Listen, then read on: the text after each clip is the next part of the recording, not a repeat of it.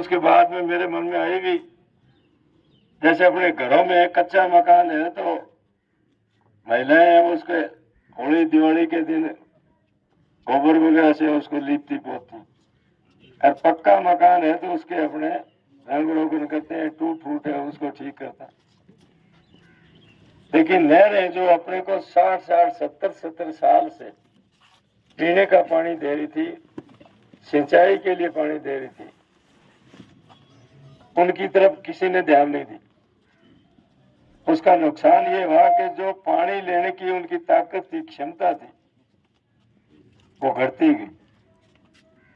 तो उसको ठीक कराने के लिए, दोबारा बनाने के लिए मन में थी। तो जैसे ही अपने को चार्ज मिला, मैं जयपुर गया, मैंने अधिकारियों से पूछा भी अपने पास पैसे की क्या स्थिति। तो पैसे वाला काम देखता है वो बाद में है, वो कहने लगा साहब पैसे की स्थिति कमजोर है, इस हिसाब के पैसे नहीं।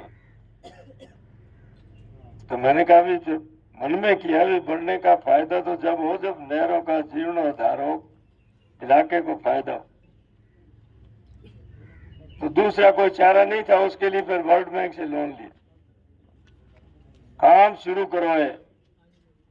पैसे कम पड़े तो जापान से लोन और लिया। अब लोन लेने के बाद में काम शुरू हुआ। काम शुरू होने के बाद में मैं कुदरती हनुमानगढ़ आया हुआ था, तो मैं खेत में चला गया। वहां पर अपने गैरेज है, गैरेज के ऊपर कमरे बने, ऊपर कमरे बने तो उसके जो छत की 4 दीवारें निकाली हुई इतनी इतनी, उसका प्लास्टर तोड़ रहे थे। तो मैंने कहा यार 1-2 साल पहले अपने बनाया है इसको, इतना दिन तो गारों लगाई तो काम दे दिया, सीमेंट लगाई है, इन्हें तोड़ो क्यों, पीछे लगे। तो वो छोटू खड़ा था, उसने उठा के बोले और रेतो उतरे जो उतरेगा। मेरे मन में चिंता हुई भी, यहाँ अगर ये दे रहा है तो अपने को भी ऐसी मिल रही। मेरे को मैंने पता किया तो श्री सीमेंट है, उसका ही सीमेंट नहरों में लग रहा था।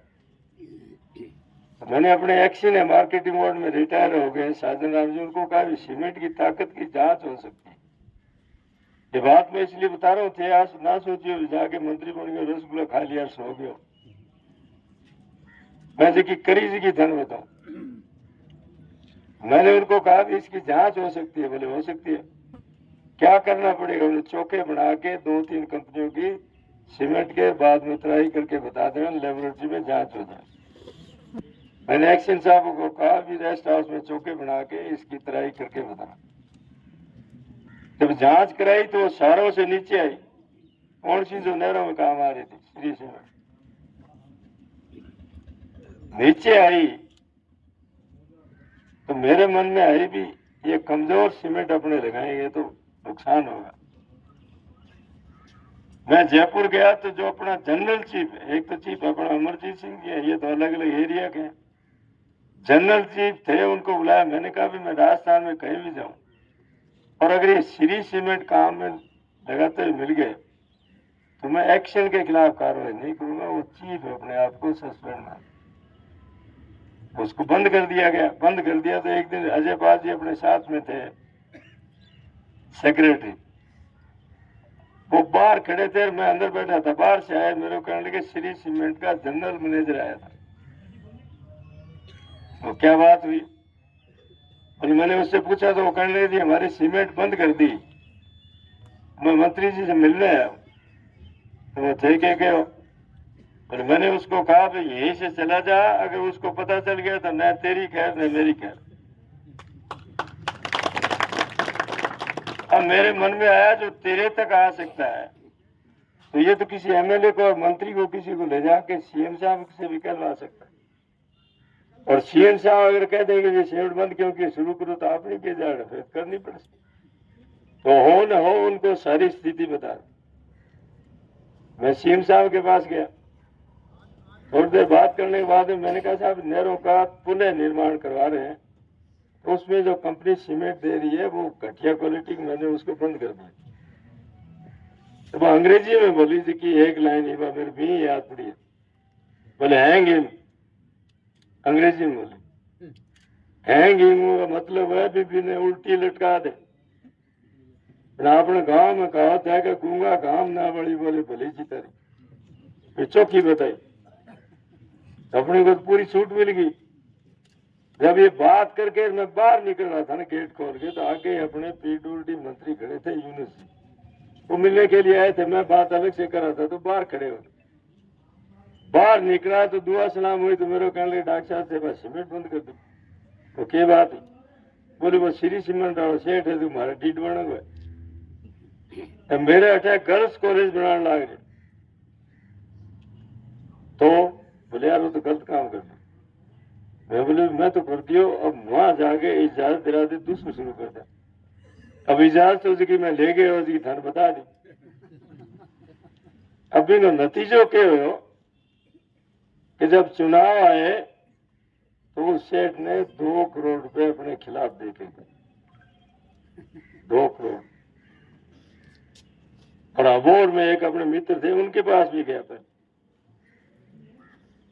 तो मेरे मन में आई। मैं बोले यार 2 करोड़ मिला, अभी 3 मंगवा, 3 दे दिया। 3 करोड़ रुपये लेके टावरा काम आवा है, लेकिन जमीर नहीं माना। इसलिए आपसे निवेदन ये कर रहा हूं कि जितने वक्त तक आपने मुझे ये जिम्मेवारी दी, चाहे खाद्य मंत्री की हो चाहे सिंचाई मंत्री की, उसके निर्वहन में मेरी तरफ से मैंने कमी नहीं रखी। और सबसे बड़ी बात है कि राजस्थान के आप किसी कोने में चले जाओगे तो आपका सिर नीचा नहीं होगा जब आप कहोगे हनुमानगढ़ का।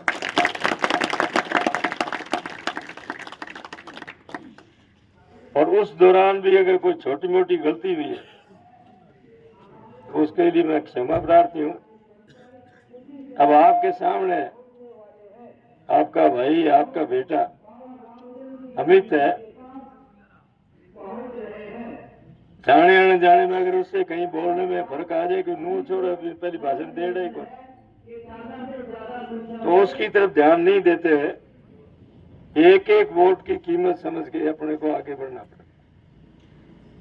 और ये चुनाव बहुत देखे, लेकिन इस बार का चुनाव बड़ा अजीब किस्म का है। अजीब किस्म का इस रूप में है कि लिलानी वाला शायद अपनी रोज ही लड़ाई रहती।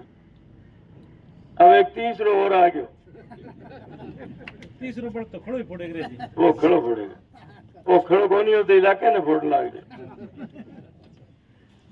मतलब है, मैं आपको ईमानदारी से कह रहा हूं कि ऐसे आदमी को वोट देना अगर आप पाप की संज्ञा में ले तो गलत नहीं।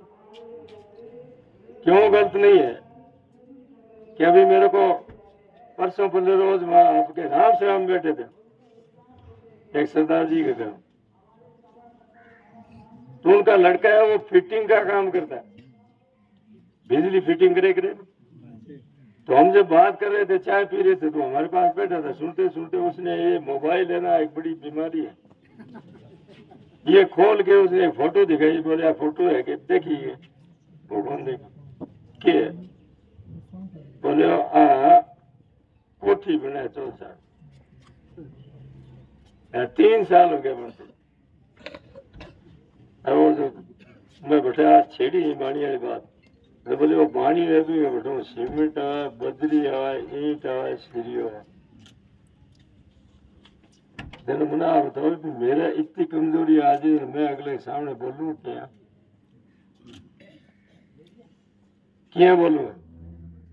जबकि मैं आपको ईमानदारी से कह रहा हूं कि आत्माराम जी से अपने इतने मत भेज रहे, हद से ज्यादा। लेकिन भी आदमी की पीठ से रहा है कि इसे लुंगाड़ बदमाश आदमी भी करने को नहीं बैठता। अपन है जो अपना और भी बनाया, तो एक तो गवर्नर फाटे पर एक सूट पर मंजूर करवाया। तो नया नियम आ गया कि जहां और ब्रिज बनेगा 7 पे का अंडरपास होने, उसके टेंडर होने से पहले ही अपने हट गए थे विनोद जी आ गए। तो जो उस साइड से शहर की तरफ वो ढलान में आता था ना पुल, तो उसके साथ में किनारे पर सेठ की दुकान पड़ती थी। उसके थोड़ा सा ठोकर लग रही, वो उनका खास आदमी था। तो इन्होंने क्या किया कि वो ओवरब्रिज तो कैंसिल करा दी, दोनों ही अंडरपास रखी। अब अंडरपास की स्थिति ये है कि पहली बात तो इंडस्ट्रियल एरिया से बड़े बड़े ट्रक आते हैं, ट्रैक्टर आते हैं, ओवरलोडेड आते हैं, तो निकलने में दिक्कत होती है। फिर अगर बरसात आ जाए और चौक हो जाए तो पानी भर जाए तो उसके बाद में आप आ ही नहीं सकते। आपने फ्लैग साहब है नहीं आ गंगा नगरी यार अखबार में आई गंगा सिंह चौक मिलने पास जावा वो अंडरपास है बिग माँ करने निकले मेरे पर से गाड़ी बैठी बस। तो एक कितनी बड़ी चीज, कितनी बड़ी चीज। उन साहब स्वर्गवासी हो गए, 3 साल हो गए, 3 दिन हो गए। तो भगवान से मैं प्रार्थना करता हूँ कि उनकी आत्मा को शांति मिले। वो आदमी जब मंत्री थे तो हनुमानगढ़ से जयपुर जाने के लिए यहीं से हनुमानगढ़ से जब वो हनुमानगढ़ क्रॉस कर रहे थे तो उन्होंने अखबार में, मैंने खुद नहीं पढ़ा, अखबार वालों को कहा कि हनुमानगढ़ में से जब मैं निकलता हूँ ना तो मुझे शर्म आती। शर्म किस चीज की? बोले कल जो जिला बना था वहां 2-2 ओवरब्रिज, यार मेरे गंगानगर में हम एक ओवरब्रिज के लिए संघर्ष कर रहे हैं, धरने प्रदर्शन कर रहे हैं।